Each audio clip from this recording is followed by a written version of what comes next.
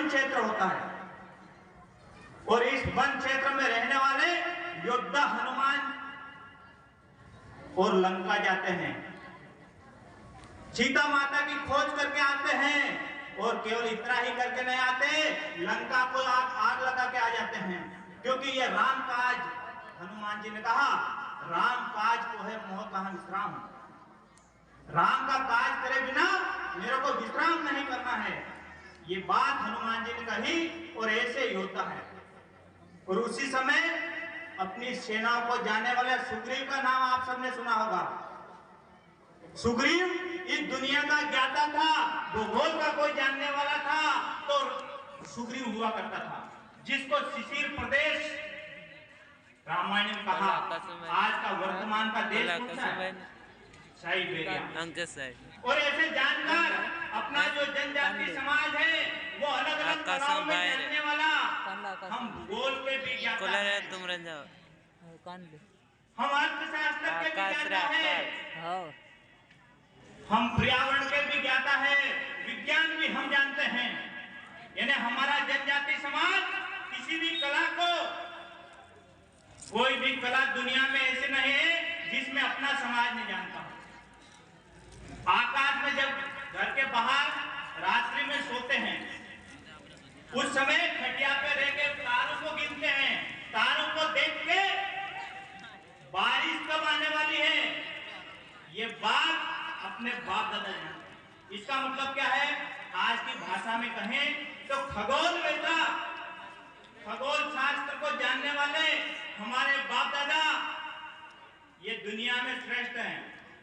आयुर्वेद के जानने वाले, आज भी जितनी महामारियां आई देश के अंदर, उन सब महामारियों में समाज के स्वास्थ्य की चिंता करने वाले अपने कई बंधु यहाँ भी बैठे हुए होंगे, जो जड़ी बूटी से सारी बीमारियों का इलाज करते।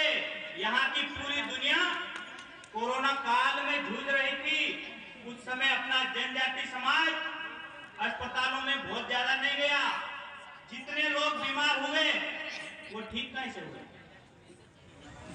जड़ी बूटियों ने ठीक हुए, पुजारों ने ठीक किए होंगे, बड़वा ने ठीक किए होंगे, भोपा ने ठीक किए होंगे, और केवल इतना ही नहीं तो मंत्रों के जानकार भी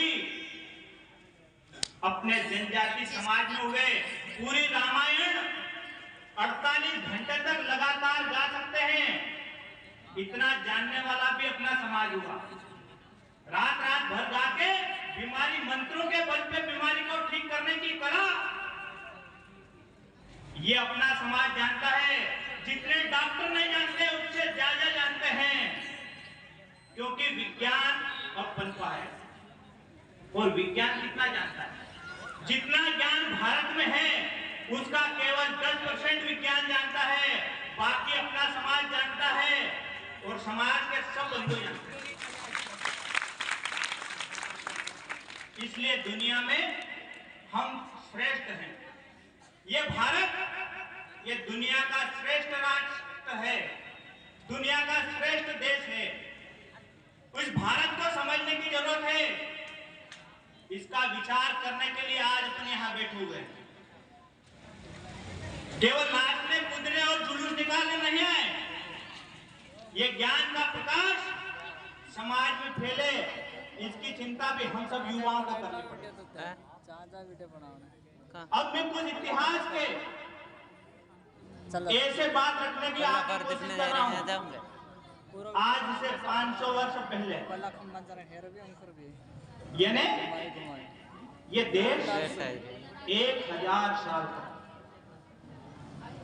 संघर्ष करता रहा। किसी कवि ने कहा मिस्र यूनान सब मिट गए जहां से। कुछ बात है कि हिस्ट्री मिटती नहीं हमारी। क्या मिस्र और यूनान सब मिट गए? इसका मतलब क्या मिट गया? अरे वहां लोग आज भी रहते हैं, लेकिन मिट गई वहां की संस्कृति। जनता तो वहां रहती है, लेकिन भारत है कि जो आज भी अपने दम पे डटा हुआ है, अड़ा हुआ है। 1000 साल तक संघर्ष किया, लेकिन भारत को कोई मिटा नहीं सका। क्यों? जिनके चित्र आप इस लेक्चर पे देख रहे हैं, उन सबका बलिदान है। इस भारत में हमको इतिहास में क्या पढ़ाया जाता है? अकबर महान। पहले साइकिलें चलती थी, अभी मोटरसाइकिलें चलती है। तो साइकिल के पीछे एक पुस्ता लगा हुआ रहता था, उस पे लिखा हुआ था अकबर महान। ये हमको इतिहास में पढ़ाया जाता। क्या अकबर महान था क्या? नहीं, राणा कुंजा भील महान था, जिसने हल्दी घाटी के अंदर मुगलों की सेना को चने चौंपा दिए थे। हल्दी घाटी युद्ध के पहले जब कई राजा महाराजा मुसलमानों के साथ मिल गए थे, तब भीलों ने कहा कि राणा, हम भील डरते नहीं, डर क्या होता है ये चीज हम जानते नहीं, इसलिए जब तक भील जिंदा है तब तक मेवाड़ पे आंच नहीं आएगा, ये वचन अपना समाज देता है। और राणा कुंजा भील उसके दम पे हल्दी घाटी का युद्ध जीतता है।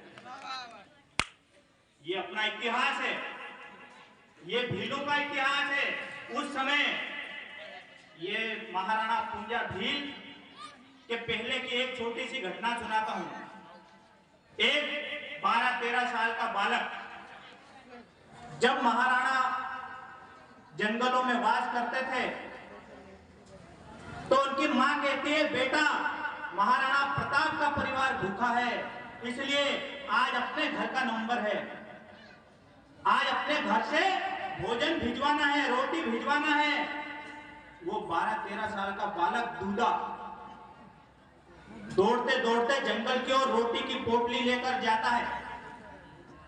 जैसे मुगलों की सेना को पता चलता है कि ये कहीं ना कहीं महाराणा प्रताप को भोजन देने जा रहा होगा, सैनिक पीछा करते हैं।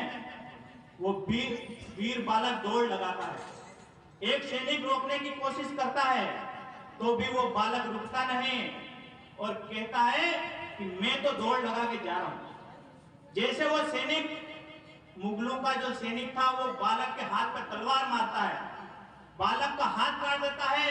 उसके बाद भी वो 12 साल का बालक रुकता नहीं, दौड़ लगाने जाता है और अपनी जो रोटी की पोटली थी वो महाराणा प्रताप के गोद में देता है, कहता मेरी मां ने भेजी है। इतना बोलते ही वो वीर बालक दूधा वह शहीद हो जाता है। महाराणा प्रताप के आंखों में आंसू आते हैं कि ऐसे वीर बालक इस धरा पे होंगे तब तक ये राष्ट्र झुकेगा नहीं। इसलिए एक महाराणा प्रताप को वो वीर बालक प्रेरणा के दे के जाता है कि राणा आपको झुकने की जरूरत नहीं, हमारे जैसे वीर पैदा होते रहेंगे। ऐसा मुगलों के समय अपना भील समाज, और केवल इतना ही नहीं, महारानी दुर्गावती भी जिस समय राणा कुंजा भील राणा प्रताप युद्ध अकबर से कर रहे थे, उस समय रानी दुर्गावती गढ़मंडला के क्षेत्र में अकबर की सेना को मार मार के अपने पूरे राज्य से बाहर निकाल रही थी। ऐसा पराक्रम रानी दुर्गावती का चित्र अपने सामने लगा हुआ है। ऐसा